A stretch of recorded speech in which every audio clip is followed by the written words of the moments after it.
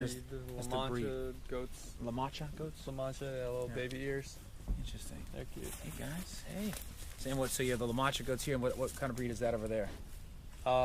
That's a mix, and I don't remember. Some sort of mix. So you have interspecies herding. You have also, hey, they're so adorable. Look at you guys. I always look at the pupil on these animals. I mean, the pupils, complete horizontal black pupils, quite drastically different. It makes you, it's quite an interesting eye. Aside from their production of lovely milk and meat. Hello goats. How are you? Hey, look at that. And they're feeding on their mother right there. We have the clear picture of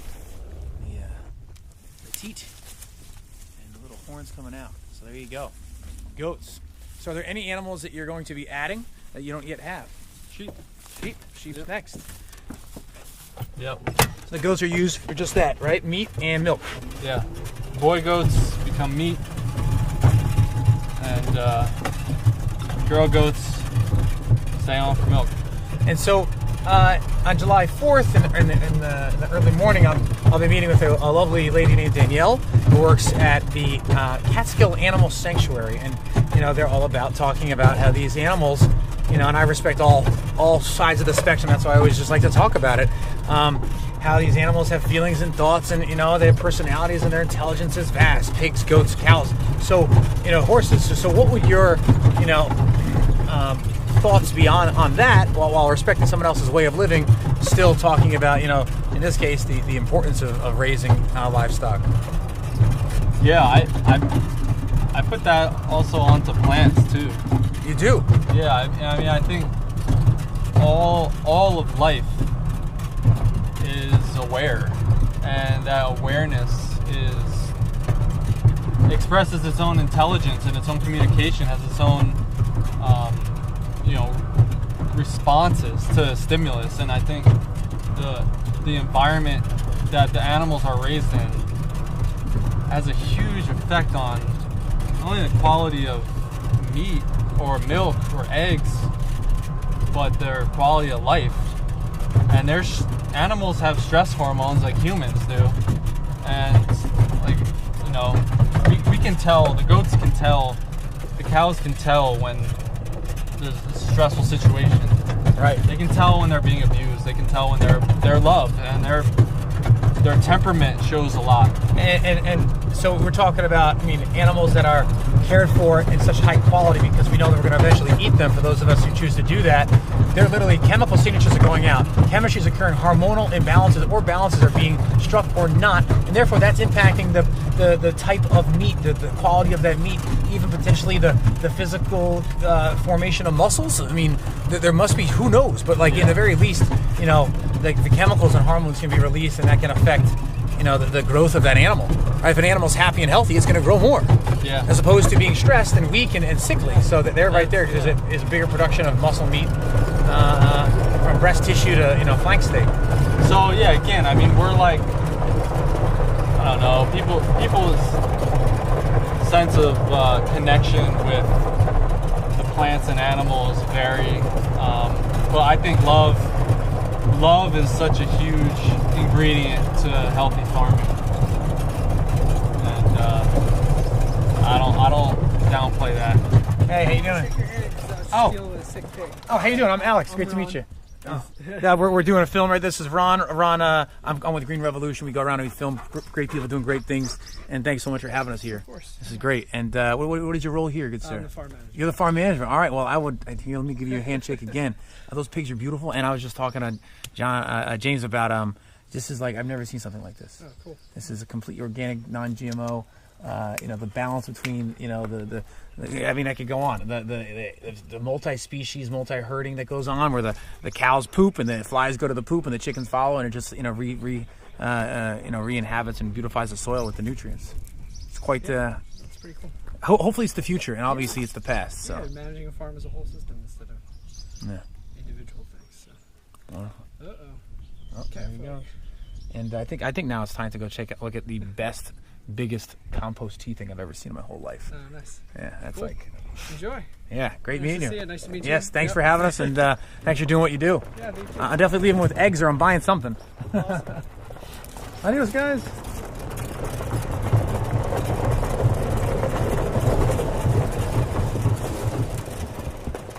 All right.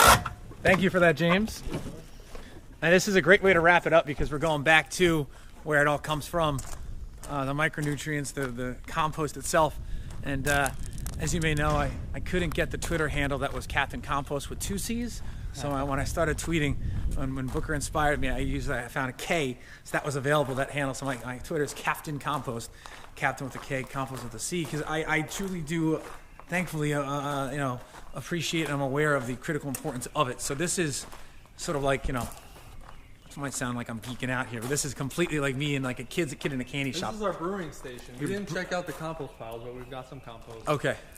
Some of it we use for brewing, but we use a lot of, we do some compost-free stuff. So there's a 55-gallon drum here. Okay. That we use to, I'll use to brew batches of tea.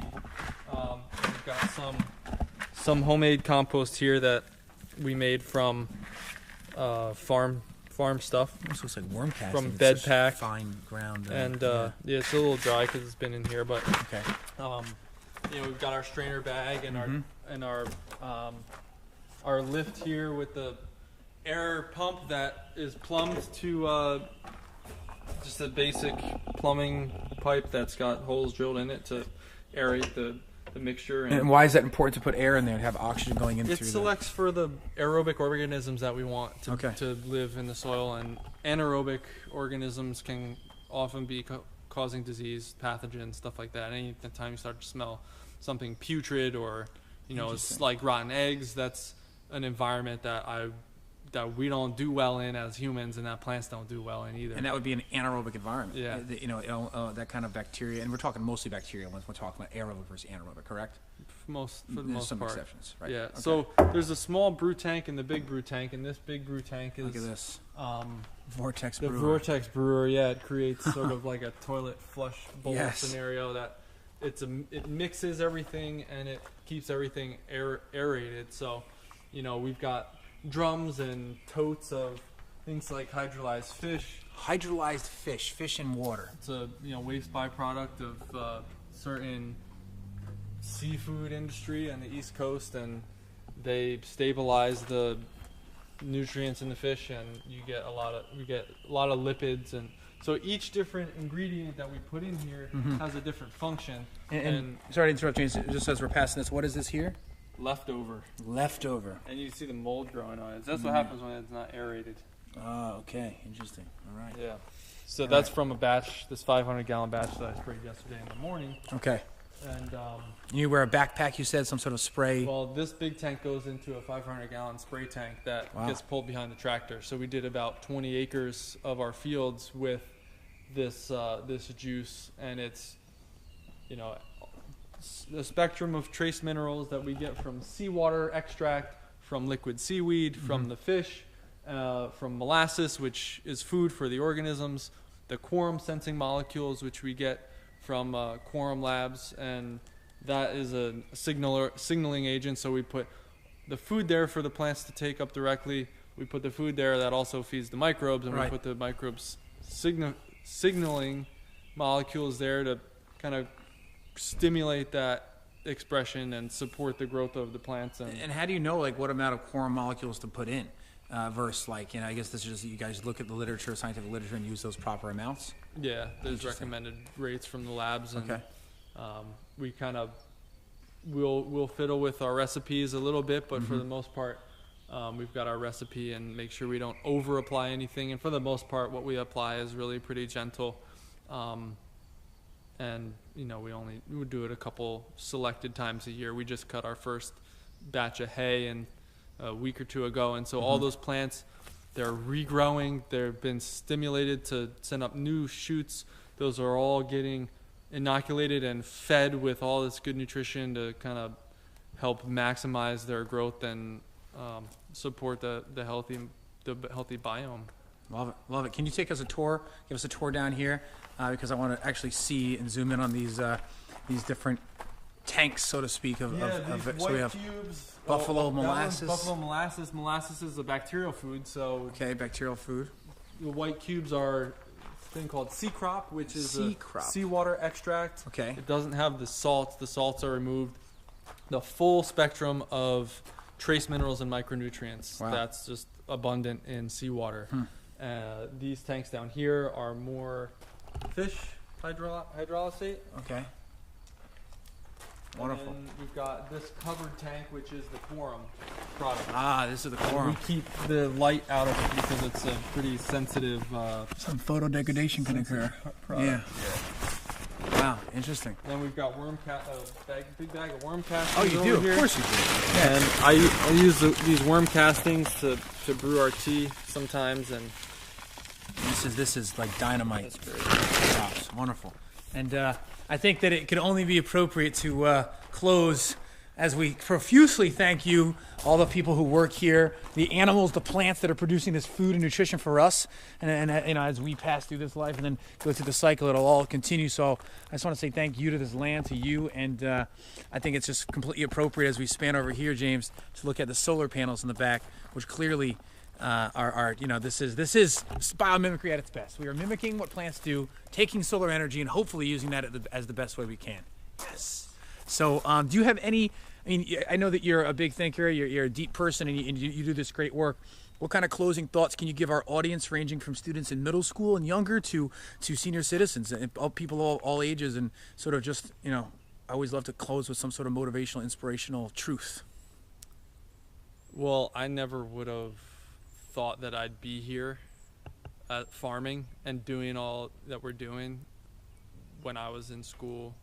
I mean, just to think back to middle school or high school or even when I went to college, there's just so many things you can get into, Right. And some people tell you make as much money as you can. Other people tell you do what makes you happy. And I think I feel so blessed to have kind of found a balance, like to be able to do what makes me happy. And this whole field is so vast, and it's so exciting to be a part of. A thing where we know so little, but yet we're doing so much, and it's having such a good impact. And that's nice, and you can pat yourself on the back and whatever, but I think just being a part of something that inspires a curiosity and fun, like there's no case of the Mondays out here. And it's part of something bigger. And I think we've got so many issues, from climate change to politics to poverty to depression to opioid epidemic to just chronic dissatisfaction that most people experience. Chronic dissatisfaction. That- Like divine dissatisfaction, right? No matter what Yeah. you're doing, where's that meaning? Where's that something bigger, greater than myself? Yeah. And I don't think anyone really has it figured out. But I think it's being in relationship with the elements on a daily basis, and it's my job to be like tuned to the life cycle. And anyone who's thinking about getting into farming, I feel like that's the biggest reward. And it's not really sexy to be like a farmer, I guess. Maybe it is for some. Depends on what circles you run in. I guess it depends on your outlook, right? Cool. Definitely, there's like the foodie scene. People are getting into it, but yeah, it's well worth it, man. And I appreciate you coming out. It's always great to connect and just the city to country connection. It's an important one. We're so divided in so many ways, and in the ecological and city realm too. And I think that has more of an impact on people's consciousness than we realize. Being separated from the elements, or from exposure to all this stuff that people don't even know where their food comes from. It comes from a grocery store or whatever. Yeah. but it's so intimate. You know, it's so intimate. The air, the water, the nutrients, the food. It's like we're made of this. And being here and being part of it, like, definitely supports a spiritual connection that nourishes me with regard to, like, who I am and what I'm made of. And that's kind of a mystery in that I just love. Phenomenal. Thank you so much. Thank you. That was a perfect way to end.